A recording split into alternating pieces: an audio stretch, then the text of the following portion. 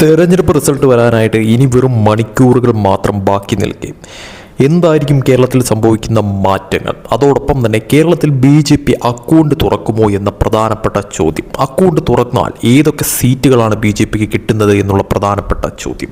ഏറ്റവും ലേറ്റസ്റ്റ് ആയിട്ട് വന്നിട്ടുള്ള സർവേ റിസൾട്ടുകൾ പ്രകാരം നോക്കുകയാണെങ്കിൽ കേരളത്തിൽ BJP അക്കൗണ്ട് തുറക്കുമെന്നും ഒന്നിൽ കൂടുതൽ സീറ്റ് ലഭിക്കുമെന്നുള്ള തരത്തിൽ തന്നെയാണ് സർവേ റിസൾട്ടുകളൊക്കെ തന്നെ പുറത്തു വന്നിട്ടുള്ളത്. അതിൽ തന്നെ ഇപ്പോൾ ഏറ്റവും പുതുതായി വന്ന സർവേ റിസൾട്ട് നോക്കുമ്പോഴത്തേക്കും, അതായത് തെരഞ്ഞെടുപ്പിന് തൊട്ട് മുന്നേ, തെരഞ്ഞെടുപ്പ് റിസൾട്ടിന് തൊട്ട് മുന്നേ വന്ന സർവേ റിസൾട്ടുകൾ കണക്കുകൾ പ്രകാരം നോക്കുകയാണെങ്കിൽ BJP ജയമുറപ്പിച്ച, അല്ലെങ്കിൽ BJP ആദ്യം തന്നെ ജയമുറപ്പിച്ചിരിക്കുന്ന മണ്ഡലങ്ങൾ എന്ന് പറയുന്നത് സർവേ റിസൾട്ട് പ്രകാരം പറയുകയാണെങ്കിൽ ഒന്ന് നേമമാണ്, രണ്ടാമത്തേത് കഴക്കൂട്ടമാണ്, മൂന്നാമത്തേത് മഞ്ചേശ്വരമാണ്. ഈ 3 സീറ്റുകളിൽ BJP വിജയം ഉറപ്പിച്ചിരിക്കുന്നു എന്ന തരത്തിൽ തന്നെയാണ് സർവേ റിസൾട്ടുകൾ വെളിപ്പെടുത്തുന്ന കാര്യമെന്ന് പറയുന്നത്. ഇതിൽ ആദ്യത്തെ മണ്ഡലമായിട്ടുള്ള നേമം മണ്ഡലത്തിൽ BJP കൃത്യമായിട്ടുള്ള ഒരു ഭൂരിപക്ഷം നേടി വിജയിക്കുമെന്നാണ് സർവേ റിസൾട്ട് സൂചിപ്പിക്കുന്ന കാര്യമെന്ന് പറയുന്നത്. രണ്ടാമത്തെ മണ്ഡലമായിട്ടുള്ള കഴക്കൂട്ടം BJP നേരിയ തോതിൽ വിജയിക്കുന്ന തരത്തിലോട്ട് കാര്യങ്ങൾ എത്തുമെന്നാണ് സർവേ റിസൾട്ട് സൂചിപ്പിക്കുന്നത്. മൂന്നാം മണ്ഡലമായിട്ടുള്ള മഞ്ചേശ്വരത്തും BJP നേരിയ തോതിലുള്ള മുൻതൂക്കത്തിൽ മാത്രം വിജയിച്ച് കയറാമെന്നാണ് സർവേ റിസൾട്ട് സൂചിപ്പിക്കുന്ന കാര്യമെന്ന് പറയുന്നത്. തീർച്ചയായിട്ടും ഈ 3 മണ്ഡലങ്ങളിൽ BJP വിജയം ഉറപ്പിച്ചിരിക്കുന്നു എന്ന തരത്തിലാണ് സർവേ റിസൾട്ടുകൾ പുറത്തു വന്നിരിക്കുന്ന കാര്യമെന്ന് പറയുന്നത്. സർവേ റിസൾട്ടുകളെ അട്ടിമറിക്കുന്ന തരത്തിലോട്ട് കാര്യങ്ങൾ മറിയുമോ എന്നുള്ളത് കാത്തിരുന്ന് കാണേണ്ടത് അനിവാര്യമായിട്ടുള്ളൊരു കാര്യം തന്നെയാണ്.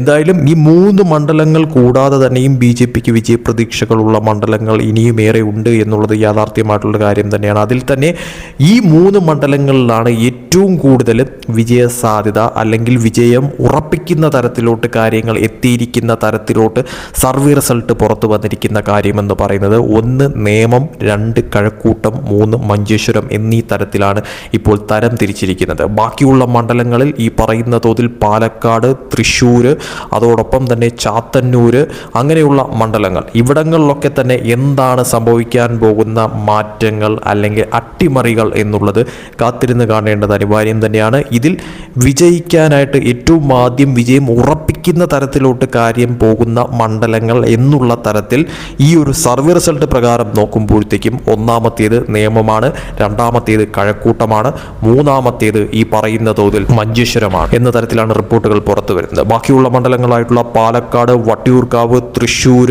ചാത്തന്നൂർ മുതലായ സ്ഥലങ്ങളിലും അല്ലാതെയുള്ള സ്ഥലങ്ങളിലുമൊക്കെ തന്നെ BJPക്ക് എന്തട്ടിമറി നടത്താൻ സാധിക്കുമെന്നുള്ളത് തീർച്ചയായിട്ടും കാത്തിരുന്ന് കാണേണ്ടത് അനിവാര്യം തന്നെയാണ്. എന്തായാലും ഈ 3 സ്ഥലങ്ങളിലാണ് BJP ഒരു വിജയം ഉറപ്പിക്കുന്ന തരത്തിലോട്ട് കാര്യങ്ങൾ എത്തിയിരിക്കുന്നു എന്ന തരത്തിൽ സർവേ റിസൾട്ടുകൾ വെളിപ്പെടുത്തുന്ന കാര്യമെന്ന് പറയുന്നത്. ഇനി സർവേ റിസൾട്ടുകളെ അട്ടിമറിക്കുന്ന തരത്തിൽ BJPക്ക് ഇവിടെ വിജയമുണ്ടാകുമോ അതല്ല പരാജയമുണ്ടാകുമോ എന്നുള്ള തരത്തിൽ കാര്യങ്ങൾ മറിയുമോ എന്നുള്ളത് കണ്ടറിയേണ്ടത് അനിവാര്യം തന്നെയാണ്. എന്തായാലും BJP, UDF, LDF ഈ 3 സ്ഥലങ്ങൾ നോക്കുമ്പോഴത്തേക്കും നേമത്ത് BJP 1ാം സ്ഥാനത്തും 2ാം സ്ഥാനത്ത് ഇടതുപക്ഷവും 3ാം സ്ഥാനത്തേക്ക് UDF പിന്തള്ളപ്പെടുമെന്നാണ് സർവേ റിസൾട്ട് പറയുന്ന കാര്യമെന്ന് പറയുന്നത്.